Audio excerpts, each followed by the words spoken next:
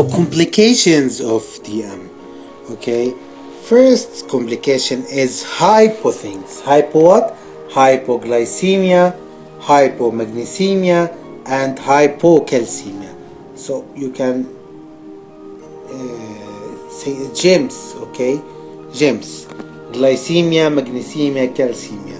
But polycythemia and hyperbilirubinemia.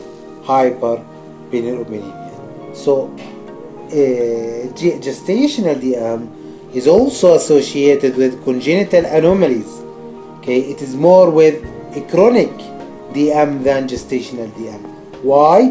Because organogenesis is in the first trimester, whereas gestational DM is in the third trimester. So it's more logic to have congenital anomalies with chronic DM, not gestational DM. Okay, like what anomalies? A neural tube defect is the most common, okay, or heart condition, okay, and the pathognomic is caudal regression syndrome. Caudal regression syndrome, like sacral agenesis, okay. So this is the pathognomic of DM, sacral agenesis, caudal regression syndrome. Neural tube defect is the commonest, okay, and heart condition. Actually, sacral agenesis or caudal regression syndrome is not that common, okay, but if it's there, then it is pathognomic to gestational DM. So it is rare but specific. Okay, what other complications rather than hypoglycemia, magnesemia, calcemia, polycythemia, hyperbilirubinemia, and congenital anomaly? PET also. PET ratios are higher with gestational DM. Intrauterine sudden death, less surfactants, so they will have respiratory distress syndrome in a lot of cases. Okay, so these are the complications. These, don't forget them. Now let's move to the management of gestational DM. Actually, we divide the management of gestational DM into preconceptional care, and after that antepartum care during pregnancy, okay, and intrapartum management or care during labor, okay, and postpartum management after delivery. Let's start with preconceptional care. First of all, for anomalies, what we have to do for anomalies, okay, euglycemic status should be adjusted, okay, 3 months prior to stop contraception. At least 3 months prior to stopping contraception, you have to have euglycemic status. What do we mean by euglycemic status?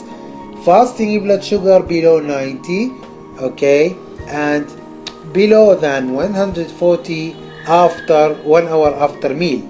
Okay, so these numbers should be attempted or should be reached in 3 months prior to conceiving or stopping contraception. And also you have to administer folate administration 3 months prior to pregnancy. That will protect you from a neural tube defect.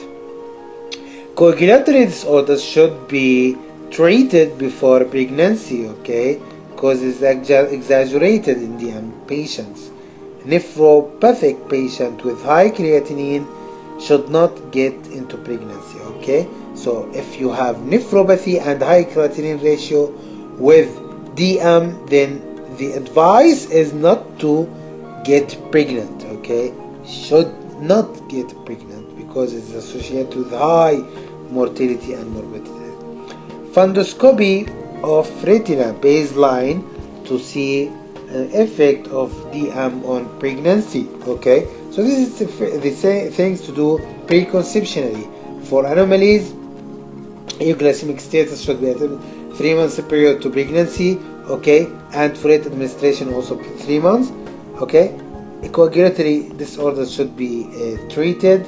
Nephropathy should be with high creatinine should not get pregnant, and fundoscopy as a baseline, okay, and other baseline investigations. What to do during pregnancy? Antepartum care. Also, let's ask about anomalies, what to do for anomalies. First of all, you have to check sugar at least 4 times daily, okay? And the normal blood sugar is below 90 fasting blood sugar and below 140 after 1 hour of a meal sugar, okay?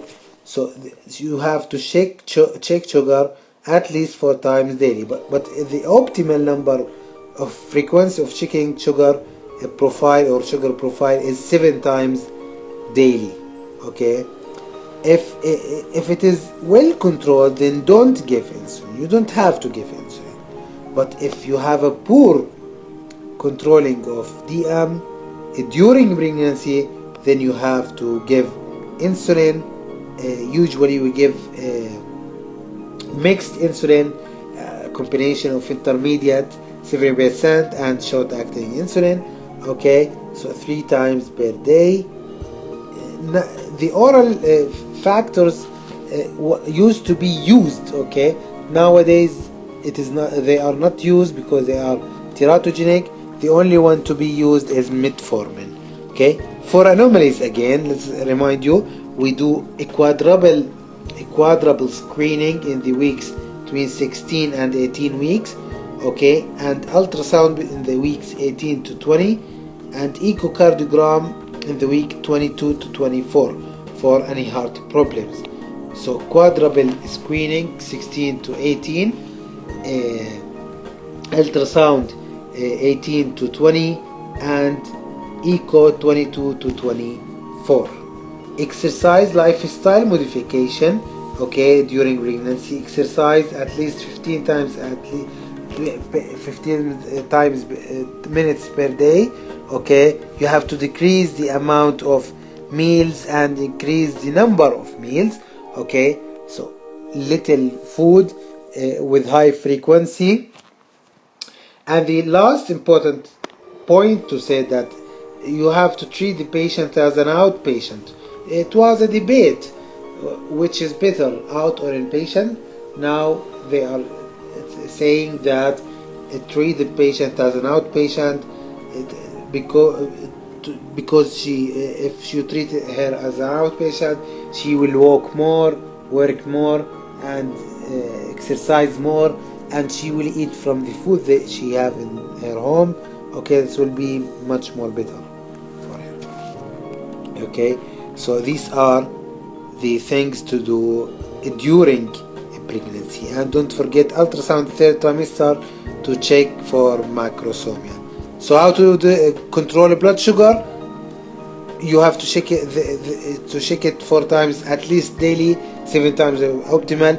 If it is low, then don't give anything. If it is high, then give insulin. Okay, quadruple screening 16 to 80, ultrasound and echocardiogram.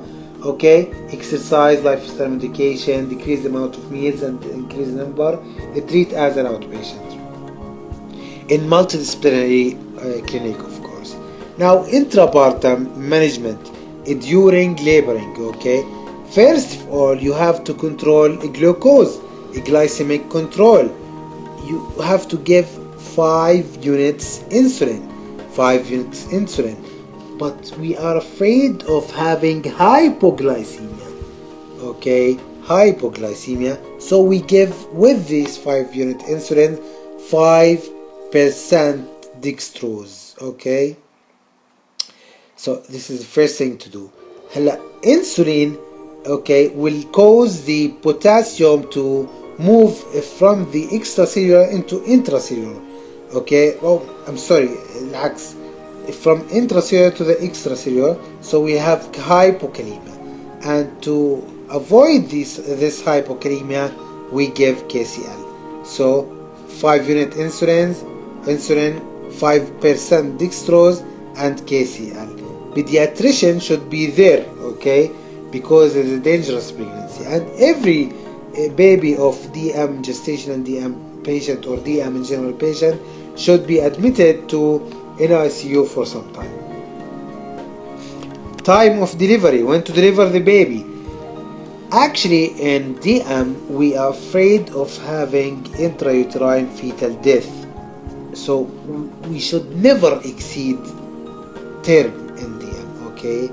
And if we deliver the baby before the term, we are afraid of delay maturity. So we are between these two things, the intrauterine fetal death post-term and delay maturity if you have preterm baby. So you have to balance between these two. The target is 14 weeks, okay? This is the target for 14 weeks, but never more, okay? But if the diabetes is uncontrolled, then you have to deliver at 37 weeks. 37 weeks if uncontrolled, if well controlled, 40 weeks. 37 uncontrolled, 40 weeks controlled. What is the mode of delivery? If baby was macrosomial above 4.5 kilogram, then cesarean section. Below 4.5 kilogram, we have two possibilities. If it is below 4.5 kilogram without other complications, then normal vaginal delivery. Below 4.5 kilogram with any other complications, cesarean section.